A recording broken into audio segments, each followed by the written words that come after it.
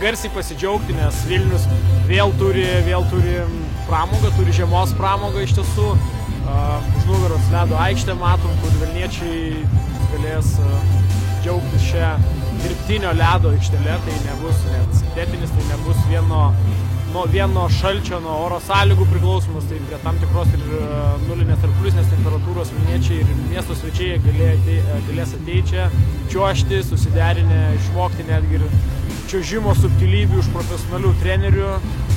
Manau, galės ir ledo ritulį gerai komandai susirinkus pažaisti, bet iš esmės tai Vilnius šią pramogą turi jau ne pirmus metus ir organizatoriai Sveikas miestas pasistengia iš tiesų tai padaryti pačiam geriausiam lygyje. Mes anksčiau kelis metus turėjom prie Balto tilto. Šiais metais, manau, Lukiškių aikštė yra puikiai vieta, ideali vieta ledo aikštelėje. Aš tikiuosi, kad po didelio susidomėjimo šiais metais, kuris net nebejoju bus, mes surasim galimybę dar didesnį ledą turėti ateinančiais sezonais.